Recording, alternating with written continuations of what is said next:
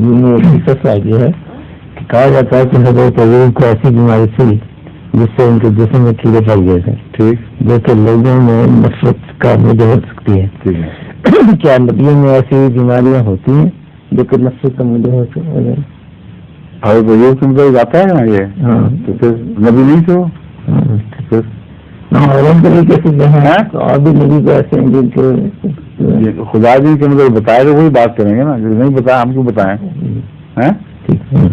خدا تعالیٰ نے بعض نبیوں کو قربانیوں کا نمونہ بنا دیا ہے تاکہ بے ایمان انسان اس سے ہدایت پائے۔ حضرت یونس کو بھی ایک قربانی کا نمونہ بنا دیا کہ خدا تعالیٰ کی باتوں سے اگر ہلکی حرکت کرو گے تو نبی ہو غیر نبی خدا تعالیٰ کی عظمت کے مقابلے اس کی کوئی حیثیت نہیں، وہ بھی سزا پا جائے گا وقتی طور پر صحیح۔ اور جب تک اپنے ظلم کا احساس اسے گھیر نہ لے، کوئی اور پناہ نہ پائے خدا کے سوا، اس وقت تک اس کی بخشش نہیں ہوگی۔ لیکن حضرت نوح کو کیسا ایک نمونہ بنا دیا۔ حضرت نوح اپنے نبیوں کے، اب اس طرح آپ بنا لیں کہ کیا نبیوں کے لیے جائز ہے اور دوسروں کے لیے بھی کہ خدا کی پیشگیوں سے ایسا سلوک کریں؟ جائز نہیں ہو گیا یہ سوال۔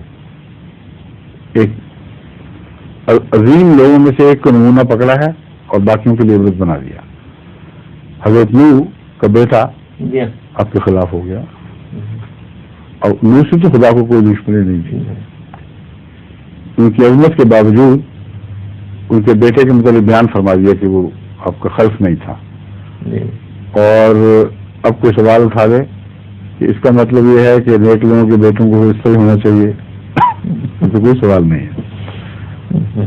حضرت نوح کے علاوہ حضرت لوط کا دونوں کا ذکر فرما کر ان کی بیویوں کا پول کھول دیا۔